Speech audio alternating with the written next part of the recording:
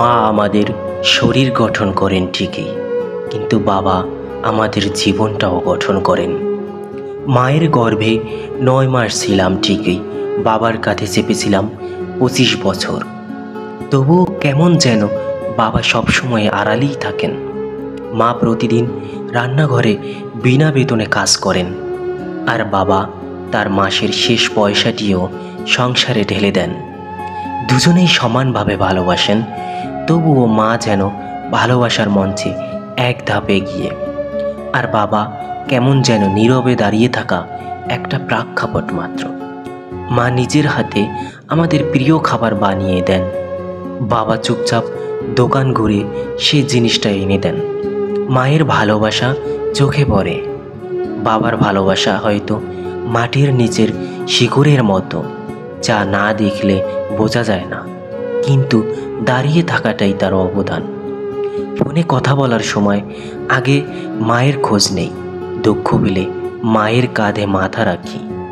বাবা তখন দরজার বাইরে দাঁড়িয়ে থাকেন, শুধু চোখে থাকেন, মনে হয় কিছু বলতে চান কিন্তু বলেন না, যেন বলার অধিকারটাও কেমন হারিয়ে ফেলেছেন।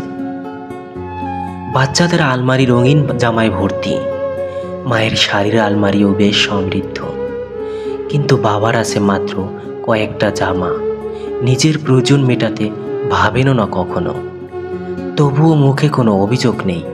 মায়ের গয়নার বাক্স ভর্তি সোনা রূপা, আর বাবার আঙুলে সেই একটাই আংটি। তবুও মায়ের গয়নাতে ঘাটতি হয়ে থাকলে সেই বলতেই পারেন, কিন্তু বাবার নেই কোনো চাহিদা।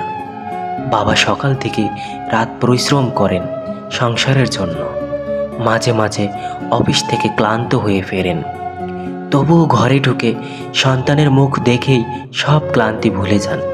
স্বীকৃতি চান না, প্রশংসা চান না, শুধু চান সবাই ভালো থাকুক। যখন বাবা মা দুজনেই বয়সের ভারে নুয়ে পড়েন, তখন সন্তান ভাবে মা অন্তত ঘরের কাজে লাগেন, কিন্তু বাবাকে বলে বয়স হয়েছে, এখন আর কিছুই করতে পারেন না। হয়তো বাবাই সংসারের সেই নীরব মেরুদণ্ড, যিনি সামনে থাকেন না, কিন্তু তার কারণেই পরিবারটা দাঁড়িয়ে থাকে।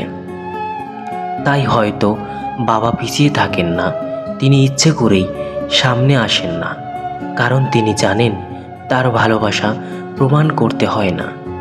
রাব্বির হামহুমা কামা রব্বায়ানি সগীরা।